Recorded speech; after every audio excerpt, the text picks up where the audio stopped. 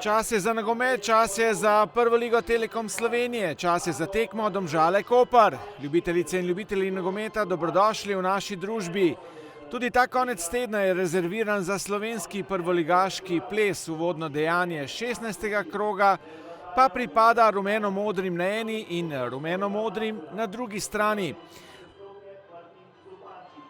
Ko je bil na sporedu tudi večni derbi svoje tekme.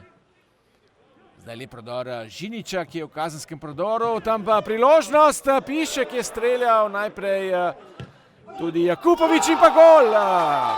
Izjemen strel zdaj Sikoška, ki je premagal Vargiča za vodstvo Domžal v 21. minuti z 1-0.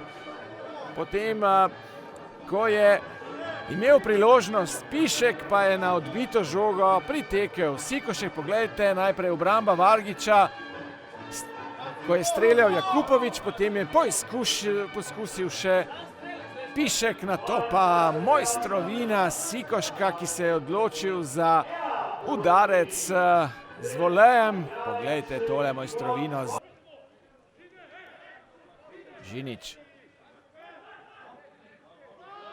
Žinič, tam pred njim Pejč in pa Mišič. Zdaj podal sredino priložnost, Svetlin je bil blizu v drugem polčasu, pustil Ibričiča na igrišču, potem je Ibričič podal za drugi gol. Zdaj priložnost za Domžale, Husmani je pritekel z drugega polčasa. Mojster podaj oziroma tudi neposrednih udarcev iz prostih strelov. Zdaj dobra akcija, strelja Mulah Husejnović, brani Sorčan. In zdaj tam priložnost in gol.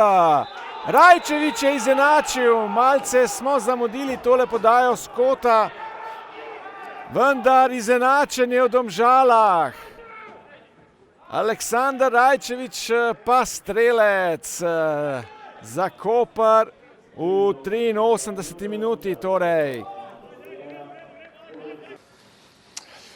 Sigurno je, da smo si želeli tudi danes osvojiti vse 3 točke.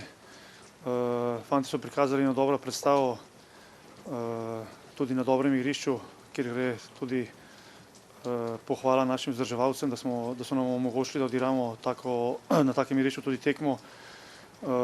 Ni nam uspelo, imeli smo rezultati, imeli smo priložnosti, kjer bi lahko mogoče zaključili že tekmo. Na koncu iz neke standardne situacije, iz kornera dobimo gol 1-1, tako da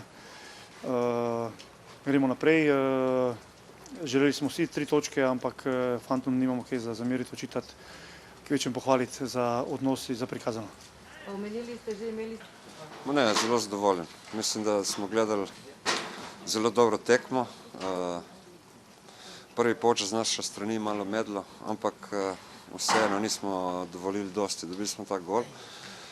Potem drugi polčas dosti boljše. Je pa res, da Domžale imela situacijo, da bi lahko šli na 2-0, ampak smo vztrajali in mislim, da zadnjih 20 minut naredili velik pritisk in tudi zasluženo prišli do te točke.